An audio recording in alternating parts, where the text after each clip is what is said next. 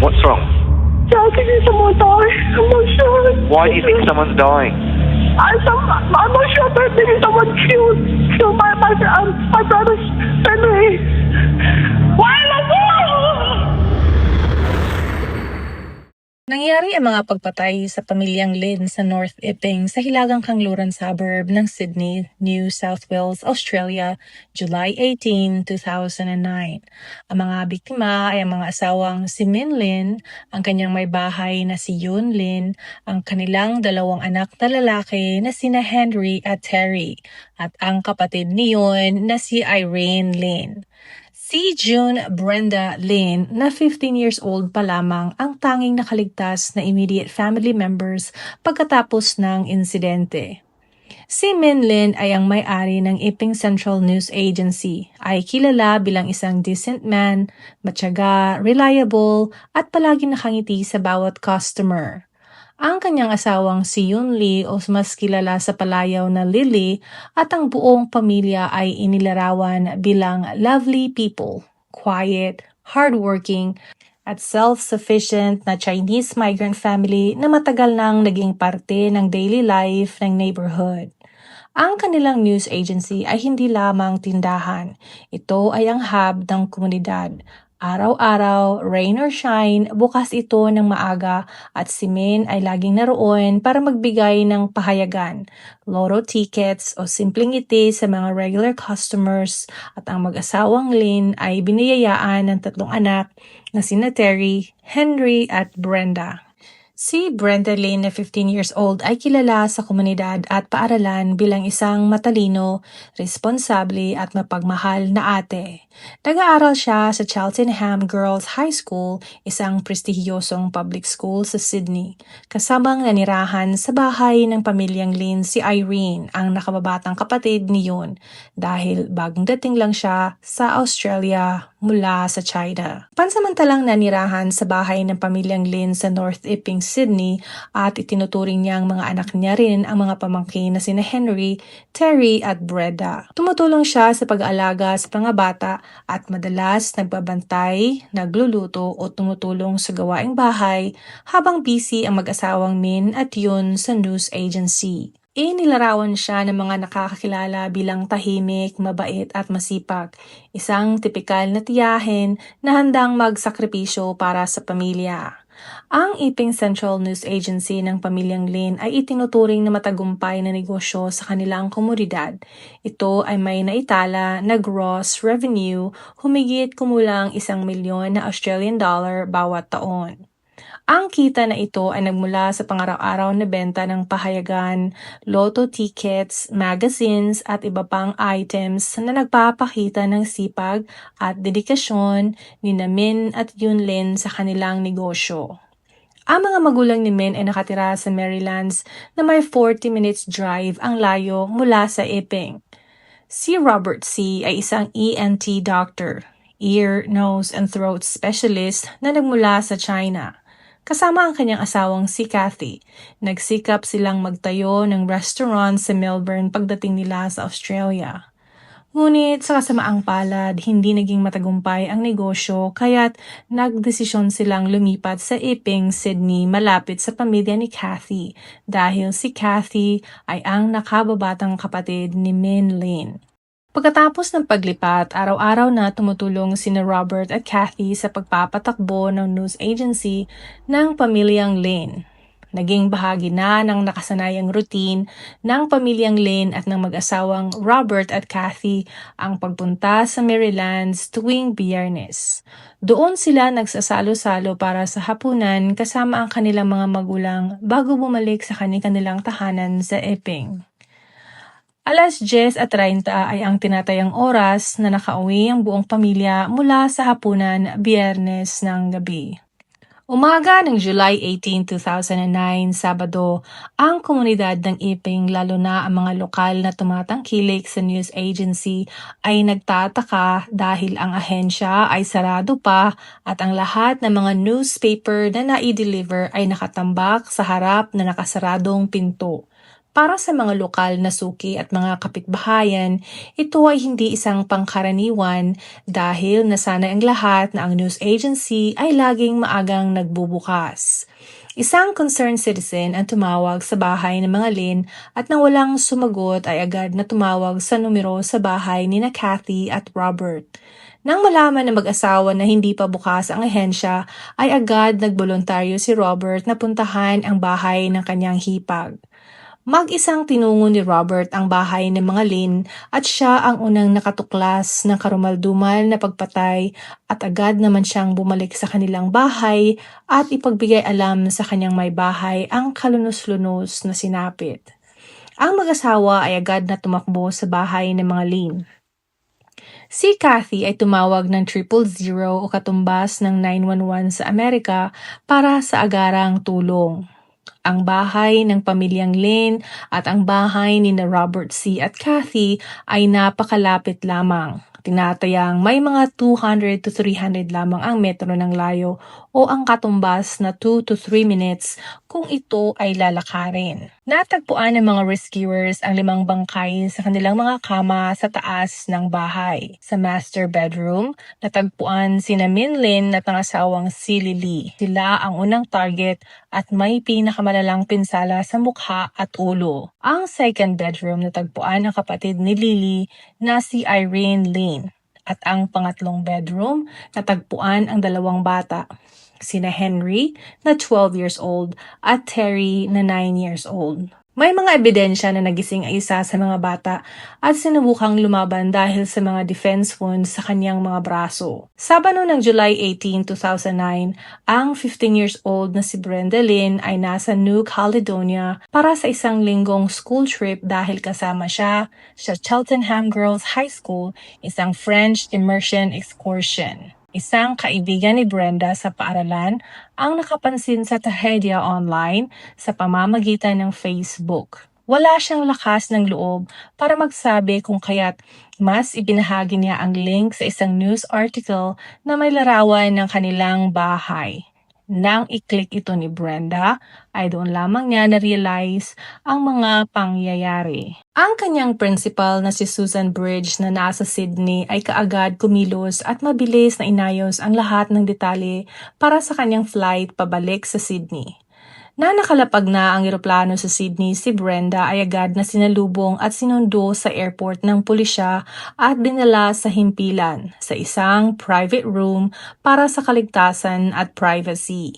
Pagpasok niya sa isang private room, bumungad sa kanya ang kanyang tiyahin na si Kathleen, nakapatid ng kanyang ama at ang mister nito na si Robert C. Sa loob ng private room ay may kasama ring ibang kamag-anak si Brenda na umiiyak at niyakap siya ng buong higpit. Ang mga sandaling ito ay ang lubos na napagtanto ni Brenda na totoo ang kanyang nabasa sa trahedya ukol sa kanyang pamilya. Lubusang na-realize niya na totoo ang nangyari sa pagpatay ng kanyang mga magulang at 2 nakababatang kapatid. Si Brenda ang tanging nakaligtas sa brutal na krimen at agad na nilagay sa protective custody ng pulisya at child services dahil siya ay minor de edad pa lamang.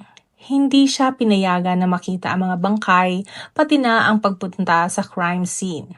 Siya ay pansamantalang nananatili sa mga kamag-anak at sa una ay sa bahay ng kanyang tiyahin na si Kathy at tiyuhin na si Robert. Sila ang pansamantalang temporary guardians niya. Bumalik din si Brenda sa paaralan ilang linggo pagkatapos, pero isinailalim muna siya sa matinding suporta mula sa kanyang principal, counselor at teachers. Ang paaralan ay nagbigay ng matinding privacy at counseling para makabalik siya sa routine. 10 araw matapos ang krimen, July 29, 2009, ang mag-asawang Kathleen at Robert C. ay umapila sa publiko at nanawagan para sa anumang impormasyong kaugnay sa krimen. August 8, 2009, nagsagawa ng isang malawakang burol at paghahatid sa huling hantungan para sa pamilya Lin na dinaluhan ng publiko. Ang investigasyon sa kasong pagpatay sa Lin family ay nagpatuloy ng matindi, pero walang malaking breakthrough. May mga teorya na robbery gone wrong. Maraming kapitbahay at kaibigan ang naniniwalang biktima ang pamilya ng isang nakawan na nauwi sa karahasan. Ang pamilya Lin ay nagpapatakbo ng isang news agency. Ang mga negosyong ganito ay kilalang humahawak ng maraming cash. Kaya inakala ng marami na sinundan sila ng mga magnanakaw mula sa kanilang shop pauwi sa bahay. Haka-haka din sa Asian triads dahil sa tindi ng brutalidad, may mga kumakalat na sabi-sabi na baka may kinalaman ang mga sindikato o triads marahil dahil sa utang o proteksyon sa negosyo. Mabilis na ibinasura ng mga investigador ang teorya ng robbery dahil natagpuan ng mga pulis na buo pa ang mga alahas, pera at mahalagang kagamitan sa loob ng bahay. Walang forced entry. Gaya ng nabanggit, walang sirang pinto o bintana. Ang mga magnanakaw ay karaniwang sumisira ng entry point. Ang pumasok sa bahay ng mga Lin ay may susi o alam kung paano pumasok ng tahimik. Ang robbery ay karaniwang mabilis. Sa kasong ito, ang mga biktima ay pinalo ng paulit-ulit sa mukha. Ito ay senyales ng personal na galit at hindi simpleng pagnanakaw. Pinatay ang 5 tao, ngunit hindi ginalaw ang silid ni Brenda Lin na wala doon noong gabi na iyon. Ang tanging doorknob sa kwarto ni Brenda ang walang bahid ng dugo. Alam ng salarin kung sino ang nandoon at kung sino ang wala. Ayon sa pagsusuri, ang mga biktima ay pinalo gamit ang isang blunt object. Dahil sa paraan ng pagkalsa ng dugo, nalaman ng mga pulisya na ang salarin ay pamilyar din sa bahay dahil mabilis itong nakagalaw sa dilim. Natuklasan ng mga pulis na ang kuryente sa bahay ng mga Lin ay sinadyang pinutol mula sa main circuit breaker sa labas. Ang fuse box ay nasa isang madilim at tago na bahagi ng bahay. Ang kaalamang ito ay nagturo sa isang taong pamilyar sa layout ng bahay. Walang forced entry. Ang teorya ng robbery ay naging malakas na haka-haka sa komunidad dahil sa negosyo ng pamilya, ngunit pinatunayan ng forensic evidence na hindi ito robbery.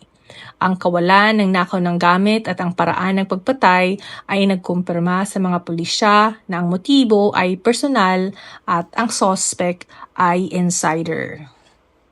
Walang agarang pag-aresto ang naganap pero ang sentro ng person of interest ay ang tiyuhin na si Robert dahil siya ang unang nakatuklas at unang nakarating sa crime scene. At habang ang kanyang asawa na si Kathy ay naghinagpis sa iyak, ang kanyang emosyon ay kontrolado at tila very cooperative sa mga rescuer at officers. January 2010, nagsimula ang covert surveillance o ang lihim na pagmamanman at pagbabantay sa lahat ng gawain ni Robert C. Ang mga detectives ay nag-install ng cameras at listening devices sa kanilang sasakyan. Ito ay tumagal ng 6 na buwan na nagbibigay ng mga suspicious behavior pero hindi pa sapat para sa pag-aresto.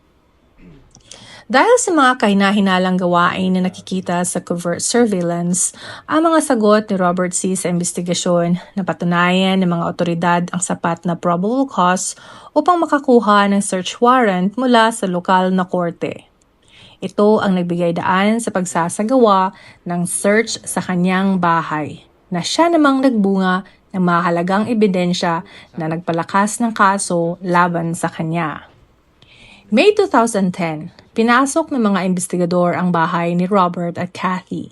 Natuklasan ng mga forensic investigators ang isang maliit na blood stain. Tinawag nila ito na Stain 91 sa sahig ng garahe. Ang stain na ito ay naglalaman ng mixed DNA mula sa hindi bababa sa 4 sa 5 biktima: Min, Yun, Henry at Irene. Ito ang naging isa sa pinakamalakas na ebidensya na nag-link kay Robert sa crime scene. Sa parehong buwan at taon, May 2010, ang New South Wales Crime Commission ay nag-interview kay Kathy. Sinabi sa kanya na ang mga bloody shoe prints sa crime scene na nakuha ay isang Asics gel net burner sneaker. Ang pagbanggit na ito sa asawa ay layunin ng mga kaukulan na tingnan kung ano ang magiging reaksyon ni Robert kapag nalaman niya ang impormasyong ito mula sa kanyang asawa.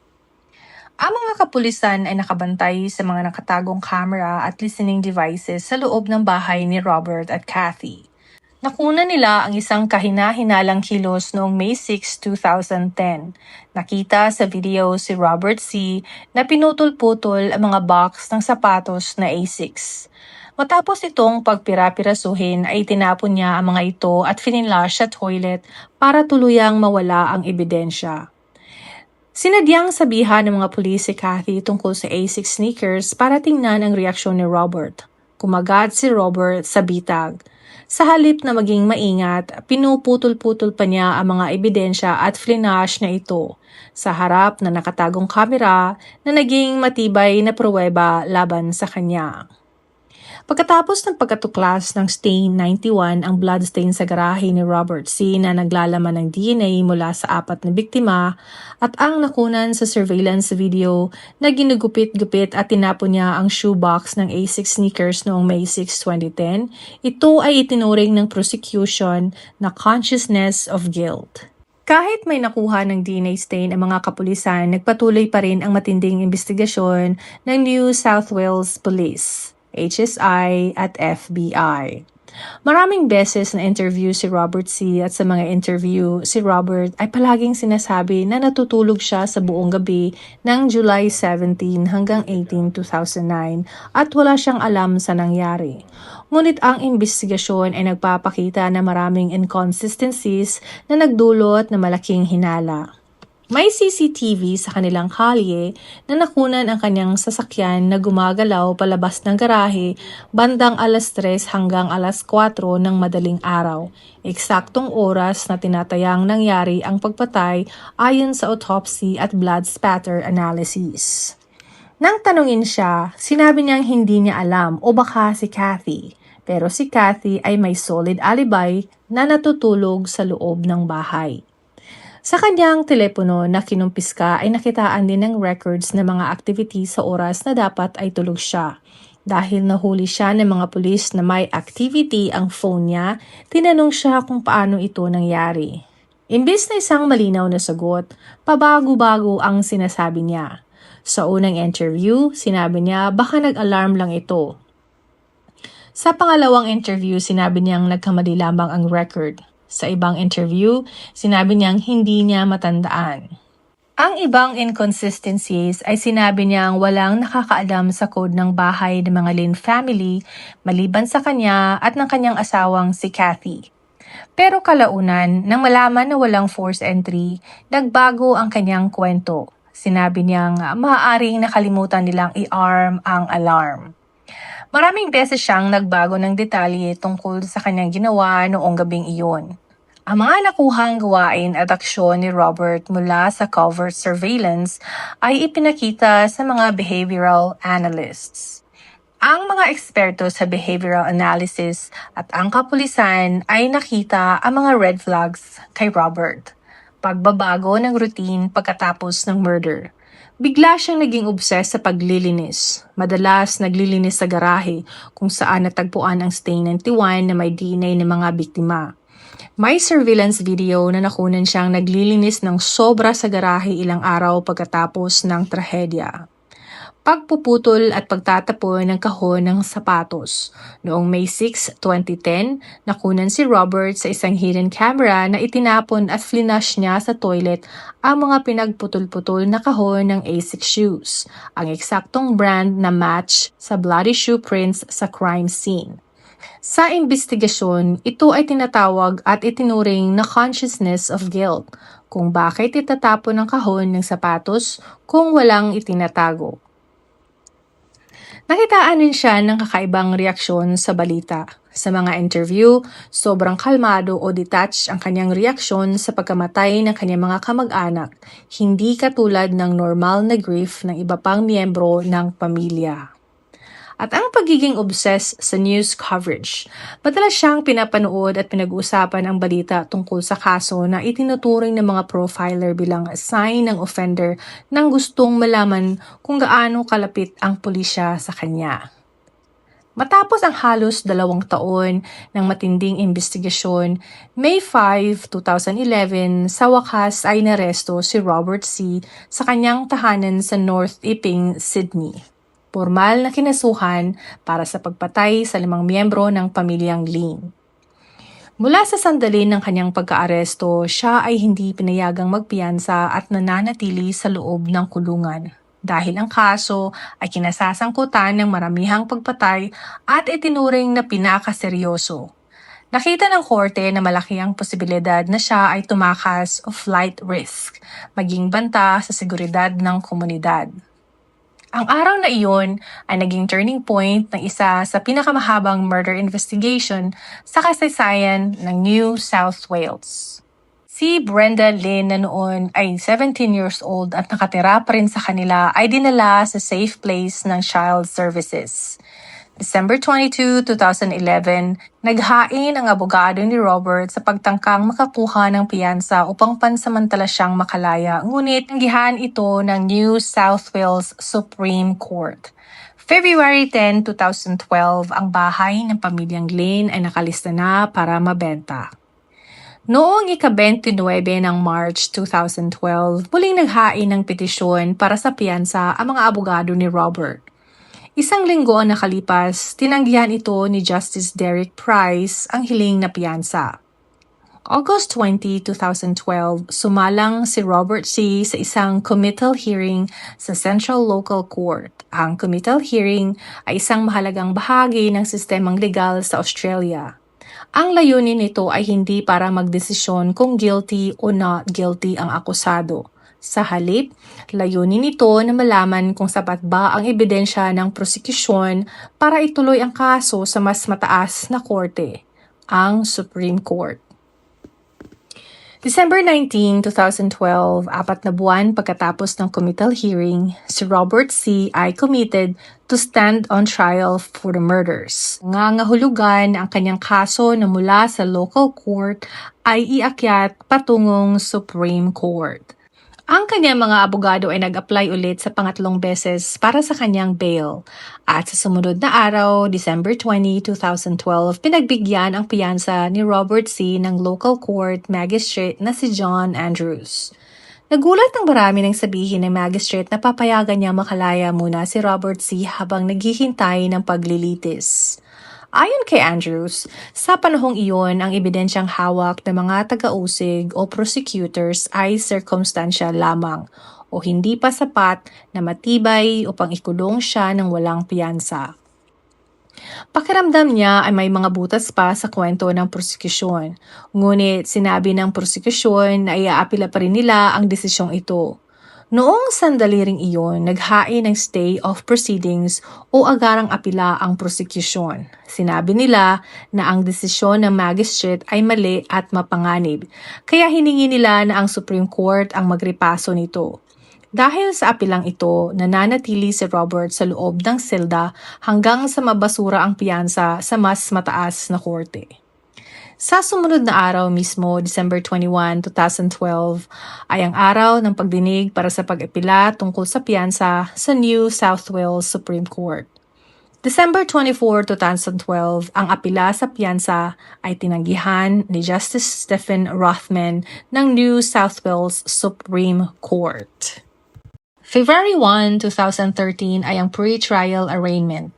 Ito ay ang formal na pagbasa ng mga sakdal kay Robert C. At sa 5 counts ng murder, siya ay nag-enter ng plead not guilty for the first time. Noong July 22, 2013, opisyal na kinansila ng New South Wales Supreme Court ang orihinal na trial date ni Robert C. na nakatakda sa September 2013 at ipinagpaliban ito hanggang 2014. Sa kadahilanang ang kaso ay lubhang komplikado dahil nakabatay ito sa circumstantial evidence, kabilang ang DNA analysis, surveillance footage, phone records at behavioral patterns na nangangailangan ng masusing forensic expert testimony at cross-examination. Naghain ng defense team na pinangunahan ni Barrister Greg Scragg ng mga pre-trial motions upang hamunin ang admissibility ng ilang ebidensya tulad ng DNA stain sa garahe at covert surveillance recordings. Nangangailangan ng karagdagang oras ang prosekusyon, pinangunahan ni Crown Prosecutor Mark Stedeshi QC para ayusin ang libu-libong ebidensya at expert witnesses. At may limitasyon ang schedule ng Supreme Court para sa mahahabang murder trials na karaniwan ay nasa 4 o 6 na buwan, kaya kinailangang i-reschedule. Ang proseso ay dumaan sa masusing pagbusisi. Hindi ito agad-agad natapos dahil kailangang dumaan sa mga legal motions at suppression hearings kung saan pinagtatalunan kung pwedeng gamitin ang isang ebidensya o hindi sa libu-libong dokumento at mga argumento ng mga abogado. Naantala rin ang kaso dahil sa sunod-sunod na pagdinig para sa admissibility ng ebidensya at mga petisyon para sa pansamantalang paglaya ni Robert.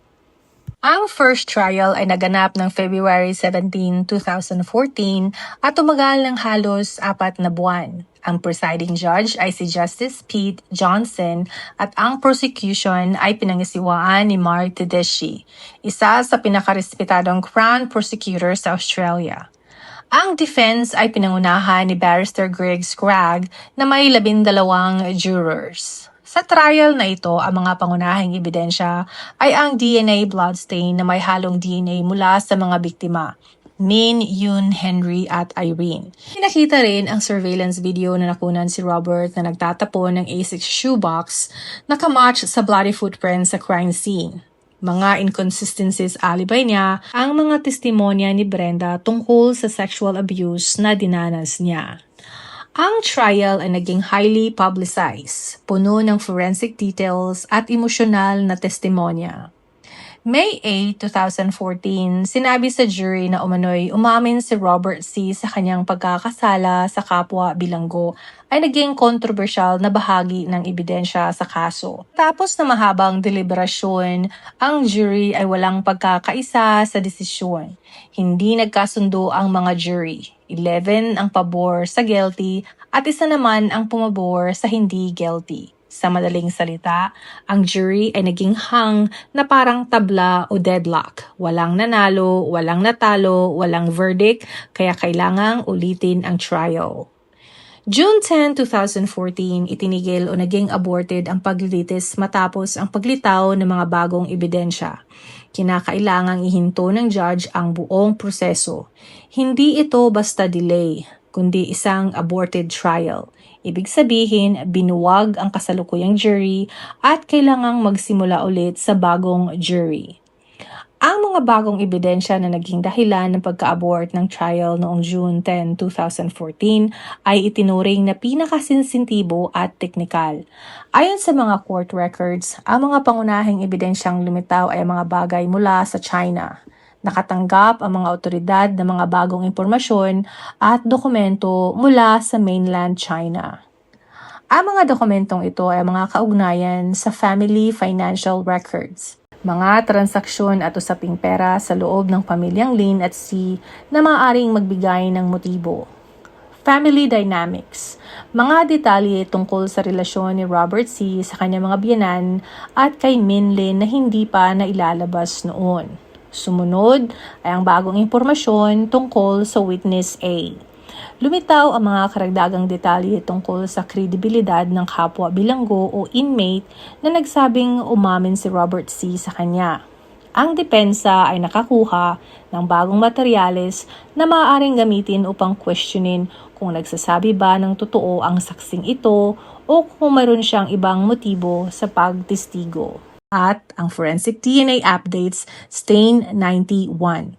Bagamat ang Stain 91 ang dumi, mantsa na may DNA ng 4 sa 5 biktima na natagpuan sa garahe ni Robert ay dati ng ebidensya. May mga bagong pagsusuri o expert interpretation na lumabas. Sa agham ng forensic DNA, laging may bagong teknolohiya at ang mga bagong report na ito ay kailangang busisiin ng parihong panig. Sa madaling salita, Ang mga material evidence na ito ay may mga bagong dokumento tungkol sa pera, pamilya at testimonya ng mga saksi na huli na makarating sa korte. Hindi makatarungang ipagpatuloy ang trial ng may ganitong undisclosed material. Kaya kailangang i-reset ang buong trial para mabigyan ng oras ang mga abogado na pag-aralan ito. August 5, 2014, opisyal na nagsimula ang pangalawang jury trial ni Robert C. sa New South Wales Supreme Court sa Sydney.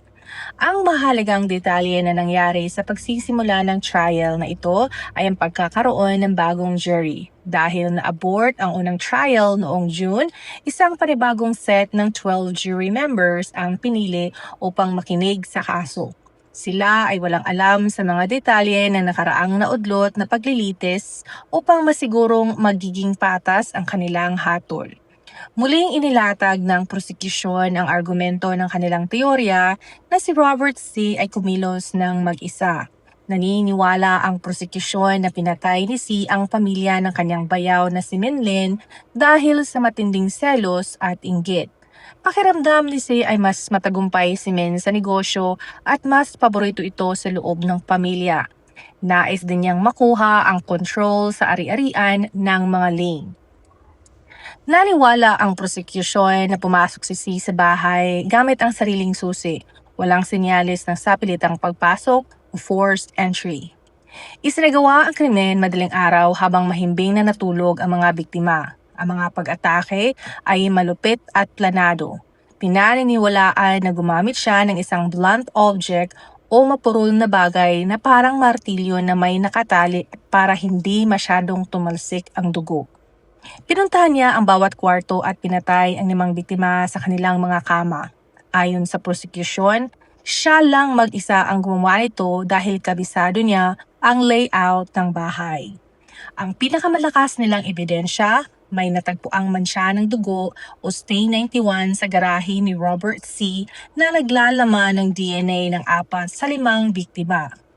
Para sa prosekusyon, ito ang patunay na naiwi niya ang dugo ng mga biktima sa sarili niyang bahay. Nagpatuloy din ang testimony ni Brenda Lynn tungkol sa sexual abuse na dinanas niya kay C. na naging malaking bahagi ng motive. Ipinakita ang surveillance video na nagpapakita sa kanya na tinapon niya ang kahon ng sapatos na A6 at ang mga inconsistency sa kanyang alibi. Sa madaling salita, ang teorya ng prosecution ay simple. Si Robert C. ay isang inggit na kamag-anak na gumamit ng kanyang access sa bahay para isagawa ang isang planado at malupit na pagpaslang upang burahin ang pamilya ni Min Ling. September 23, 2014, mahigit 1 buwan ng deliberasyon, opisyal na itinigil o aborted na naman ang pangalawang jury trial ni Robert C. sa New South Wales Supreme Court sa Sydney. Ang dahilan ay ang biglaang pagkakasakit ni Justice Peter Johnson, ang presiding judge na nangasiwa sa unang 2 trials sa taong 2014 at 2015. Dahil sa health issue ni Justice Johnson, hindi na siya nakapagpatuloy sa paghawak ng kaso. Walang ibang hukom na maaaring agad na pumalit sa gitna ng trial na walang malaking disruption sa proseso. Kaya idiniklara ang mistrial, hindi hung jury tulad ng unang trial kundi aborted dahil sa illness ng judge. Noong October 13, 2014, habang gumugulong ang pangalawang trial, muling nagsumiti ng aplikasyon para sa bail o pansamantalang kalayaan ang kampo ni Robert C. Ngunit ito ay tinanggihan ng korte. February 14, 2015, nagsimula ang 3rd trial at dahil hindi na nakabalik si Justice Peter Johnson dahil sa health issues, nagkaroon ng bagong presiding judge si Justice Elizabeth Fullerton na pinangungunahan pa rin ni Mark Tedeschi bilang prosecutor. Ang ikatlong trial ay umabot ng mahigit 1 taon. Isa sa pinakahabang murder trials sa New South Wales history. May mga karagdagang expert witnesses at mas detalyadong forensic analysis para palakasin ang kaso ng prosecution. Matapos ang mahabang buwan ng paglalahad ng ebidensya sa ikatlong trial, pumasok na ang mga hurado sa yugto ng pagdedesisyon. Noong November 12, 2015, isinailalim sa isolation ang mga hurado. Pinatira sila sa hotel para masigurong magiging patas at walang distractions ang kanilang pag-uusap bago maglabas ng final na hatol. Layunin nitong pangalagaan at masigurado na ang tanging iisipin nila ay ang kaso. Iwasan ang impluwensya upang hindi sila makapanood ng balita, magamit ng internet ng basta-basta o makausap ng ibang tao, pati pamilya, na maaaring maimpluwensyahan ang kanilang desisyon. December 1, 2015 matapos ang halos 3 linggo ng deliberasyon at pananatili sa hotel, sumuko na ang mga hurado. Walang kasunduan. Opisyal na ipinaalam ng jury sa judge na kahit anong pag-uusap ang gagawin nila, hindi sila makabuo ng iisang desisyon. Unanimous verdict. May mga miyembro ng jury na naniniwalang guilty si C habang mayroon namang naniniwalang na guilty dahil sa mga duda sa ebidensya tulad ng DNA. Dahil dito, idineklara ng judge na ang ikatlong trial ay isang mistrial. Walang hatol na ibinaba. Hindi siya napawalang sala, ngunit hindi rin siya nahatulan. Kung kaya't noong December 8, 2015, pinagbigyan si Robert C. sa kanyang aplikasyon para sa piyansa o bail, matapos ang 4 na taon at 7 buwan na pagkakakulong na walang hatol o sentensya. Sa ilalim ng batas, itinuturing na unjust o hindi makatarungan na manatili ang isang tao sa kulungan ng napakatagal kung hindi naman mapatunayan ng prosekusyon ang kaniyang kasalanan sa harap ng jury. 4 na taon at 7 buwan. Ito ang kabuuang panahon na inilagay niya sa loob ng selda simula nang arestuhin siya noong May 2011. Sa buong panahong iyon, siya ay tinuring pa ring presumed innocent. Hindi ito naging madali. Pinayagan lang siya sa ilalim ng napakahigpit na mga kondisyon. Kailangang maglagay ng malaking halaga ng pera bilang garantiya. Pinagsuot siya ng electronic monitoring anklet o yung GPS tracking at mayroon din siyang curfew at kailangang mag-report sa pulisya araw-araw. Ipinagbawal siyang lumapit sa mga paliparan o kumuha ng passport. Matapos ang 2 naudlot na paglilitis, muling binuksan ang kaso ni Robert C. sa NSW Supreme Court. Nagkaroon ng bagong legal terms upang mabigyan ng bagong pananaw ang kaso. Kapwa nagpalit na mga leader ang prosecution at depensa. Ang prosecution ay pinangunahan na ni Ken McKay ang paghahain ng ebidensya samantalang ang kilalang defense barrister na si Robert Richard QC ang humawak sa depensa ni C, kasama si Belinda Rigg, SC. Sa pagsisimula ng trial na ito, si C ay hindi na nakakulong. Pumasok siya sa korte bilang isang nakalaya sa pamamagitan ng bail. At ang jury, isang bagong set ng 12 hurado ang pinili. Tulad ng mga nakaraang trial, mahigpit silang binalaanan na huwag magbasa ng mga balita o social media tungkol sa nakaraang 3 trial ni C upang manatiling objektibo. Ang prosecution ay nananatiling focus sa Stay 91, ang DNA mixture sa garahe ni C. Iginiit nila na imposible itong mapunta doon kung hindi si C ang pumatay. Ang estratehiya ng depensa, sinubukan ni Richard na gibain ang kredibilidad ng DNA evidence. Impinunto nila na ang DNA ay maaaring napunta sa garahe sa pamamagitan ng secondary transfer. Hindi direktang mansya kundi nadala lang ng ibang gamit o tao. Inmate witness. Muli ring tinalakay ang testimonya ni Witness A, ang inmate, ngunit mas matindi ang naging pag-question ng bagong defense team sa kanyang motibo. Ang ika-4 na trial ay ang isang fresh start na may bagong abogado. Ito ay naging mas teknikal at mas mabusisi sa pagsusuri ng DNA dahil alam ng magkabilang panig na ito na ang huling pagkakataon para makuha ang hatol ng gusto nila. December 2016. Habang papapalapit ang pagtatapos ng ika-4 na trial, binawi ng korte ang kalayaan ni Robert C. Matapos ang 1 taon na nakalaya sa mamamagitan ng bail, iniutos ng judge na ibalik si C sa kulungan habang nagaganap ang huling bahagi ng trial at ang deliberasyon ng jury. Matapos ang 7 araw sa deliberasyon, naglabas ng desisyon ang pang-apat na jury. Napatunayang guilty o may sala si Robert C. sa 5 bilang ng pagpatay. Ang hatol ay hindi unanimous, kundi isang majority verdict. Pinayagan ito ng judge matapos aminin ng jury na hindi na magbabago ang isip ng natitirang isang hurado. Nananatiling walang ekspresyon si Robert, ngunit sumisigaw at umiiyak ang kanyang asawang si Kathleen sa loob ng korte nang marinig ang hatol. February 13, 2017, isang buwan matapos ang hatol, nilabas ni Justice Elizabeth Fullerton ang final na parusa. Binigyan si Robert C. ng 5 life sentences na magkakasunod. Inutusan ng korte na mabulok siya sa kulungan na walang posibilidad na makalaya. Inilarawan ng judge ang krimen bilang mabagsik, malupit at planado. Binigyang diin niya ng pagpatay sa 2 bata habang natutulog ay nagpapakita ng kawalan ng puso. Naniniwala ang mga eksperto na naging mas matibay ang presentasyon ng Stain 91 DNA sa huling trial. Hindi na naniwala ang jury sa argumento ng depensa na ang dugo ay aksidente lang na napunta sa garahe ni C. Ang ebidensya ng surveillance video sa pagtapon ng kahon ng sapatos at ang kanyang alibay ay tuluyan ng nagdiin sa kanya bilang nag-iisang salarin. Si Brenda Lynn ay 15 taong gulang pa lamang noong pinaslang ang kanyang buong pamilya, habang siya ay nasa school trip sa New Caledonia. Matapos ang trahedya, tumira siya sa kanyang tiyahe na si Kathy at sa asawa nitong si Robert C. Noong 2011, lumabas ang impormasyon na bago pa ang pag-aresto kay C, inamin na ni Brenda sa mga otoridad na siya ay sexually abused ni Robert C.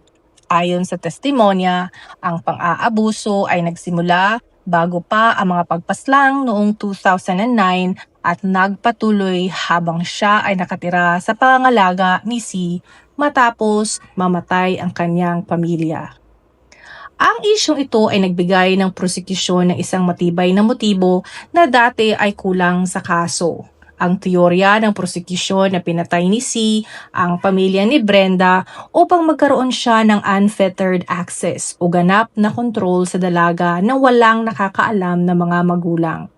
Maaari ring pinatay ni C ang pamilya dahil natatakot siyang mabisto ni Minlin, ang ama ni Brenda, ang ginagawa niyang pang-aabuso. Bagamat masakit para sa kanya, tumistigo si Brenda laban sa kanyang tiyuhin. Ang kanyang testimonya ay nakatulong sa jury na makita ang madilim na pagkatao ni Robert C. sa likod ng pagiging mabait na kamag-anak.